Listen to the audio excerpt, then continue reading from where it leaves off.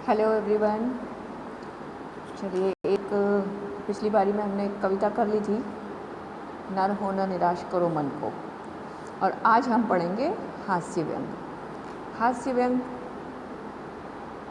मतलब किसी चीज़ को ऐसी हंसी में लपेट कर तीखा मार करना। पिछली बार भी हमने फर्स्ट ईयर में भी पढ़ा था। फर्स्ट ईयर में भी हमने ये पढ़े थे, एक तो असफल कवि सम्मेलनों का सफल अध्यक्ष, वो भी हास्य व्यंग था। और खिलती धूप बढ़ता भाईचारा, वो भी हास्य व्यंग में था, जिसको लेके बड़ा एंजॉय किया था हमने भी क्लास में। अब इस बार इसमें व्यंग है मेहमान से भगवान बचाए। गोपाल दास व्यास ने इसे लिखा है और मेहमानों के आने पर जो स्थिति होती है उसको इसमें उन्होंने हास्य व्यंग के माध्यम से व्यक्त किया है। अब पहले तो क्या होता था कि अतिथि का आना बड़ी खुशी की बात मानी जाती थी। अतिथि आए मतलब भगवान आ गए घर में। लेकिन आजकल अतिथि आए मतलब मुसीबत आ गई। आते ही उनका लगता है कि हे भगवान, ये कब जाएंगे। तो परिस्थितियाँ किस प्रकार बदल गई हैं, इसको उन्होंने हास्य व्यंग में किया है।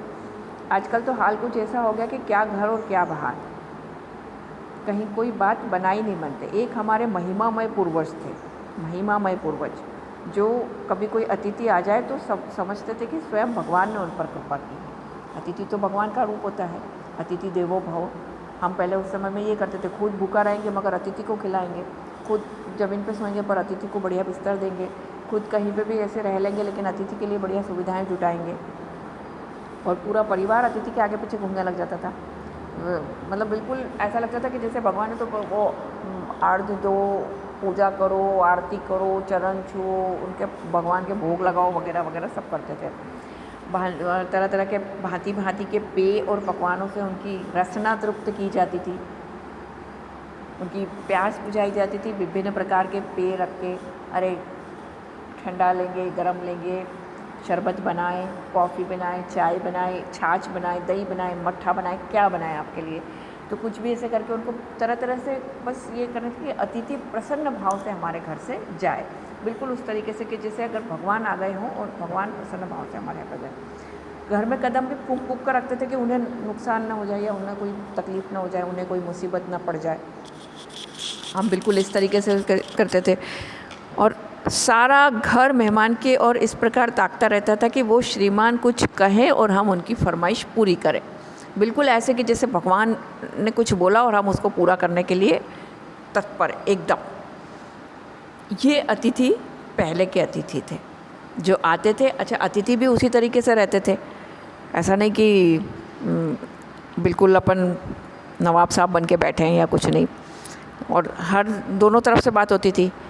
ऐसा नहीं कि आप उनके घर गए तो वो भी आपका सम्मान, आपका स्वागत ऐसे ही करेंगे जैसे कि आपने उनके घर आने पर किया था। तो ये अतिथियों का स्वागत का सत्कार कर रहे थे। हमारे महिमामय पूर्वज थे, वो बहुत महान थे वो लोग जो अतिथियों का इस तरह का। लेकिन चूँकि उस समय में महंगाई नहीं थी, आराम से जितना भी कर सकते थे आराम से करते थे। आजकल महंगाई बहुत हो गई है, अतिथि का आना मतलब बंटाधार होना है। तो पहले के ज़माने में और अब के ज़माने में बहुत फ़र्क आ गया है। तो अब अतिथि मुसीबत की तरह लगने लगे हैं। और अभी जो है मेहमान का घर आना तो दूर, उस समय तो हम बिल्कुल ऐसे करते थे, मेहमान अगर आने की सूचना भर मिल जाए कि वो आने वाला है तो घर में उत्साह देखते बनता था। आप लोग भी कभी छोटे रहे होंगे या मम्मी पापा से पूछना कभी कि घर में पता चले कि आज मामा जी आने वाले हैं या आज बुआ आने वाली हैं या कोई और रिश्तेदार आने वाला है, तो फिर घर में जो माहौल बनता था। चिट्ठी जैसे ही आती थी कि ये फला मामा जी फला तारीख को हमारे गांव में आने वाले हैं, तो उस समय का माहौल, उनके आने से पहले जो तैयारियां की जाती थी वो देखने लायक होती थी। ये वो ज़माना था जब मेहमानों को पूजा जाता था। आज का ज़माना, आज तो मेहमान की चिट्ठी आ जाए तो ऐसा लगता है कि बम का गोला आया है या तोप का गोला पड़ गया घर में आके, और अब बाप रे ये मेहमान आ रहे हैं, कब आएंगे, कैसे आएंगे, कितने रुकेंगे, कब तक रुकेंगे, इनको ठहराएंगे का टेंशन हो जाता है दुनिया भर का कि क्या करेंगे, इनका कैसे करेंगे। अब लेखक जो है वो दिल्ली में रहते हैं। अब दिल्ली ऐसा शहर है कि हर कोई वहाँ आना जाना चाहता है और कई कई लोगों के लिए तो बीच का स्टेशन हो जाता है। ऐसे लोग भी बड़े मुसीबत में पड़ जाते हैं जिनका स्टेशन आते जाते में रास्ते में पड़ता हो।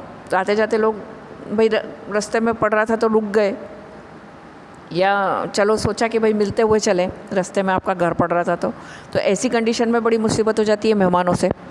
अब मेहमान ये जो हैं लेखक, ये दिल्ली रहते हैं। दिल्ली ऐसी जगह है जहाँ पे हर कोई आना जाना चाहता है और रास्ते में भी पड़ता है। अब चिट्ठी अगर आ जाए कि हमारा विचार दिल्ली देखना है, तो सच मानिए नाड़ी अपना नियम छोड़ देती है, उनके दिल की धड़कनें बढ़ जाती है। अब उन्हें लगता है ऐसा कि जान अब निकली कि तब निकली।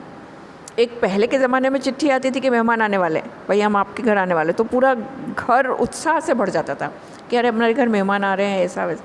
अभी अगर मेहमान आने की सूचना भर मिल जाए, चिट्ठी भर आ जाए, तो धड़कनें रुक जाती, नाड़ी अपना स्थान छोड़ देती। मतलब अब ऐसा लगता है कि नाड़ी चलना बंद हो गई है, दिल धक धक करने लग जाता है। हम विश्वास ही नहीं कर पाते कि सज्जन सब लिख रहे हैं या मजाक कर रहे हैं, और दिल अंदर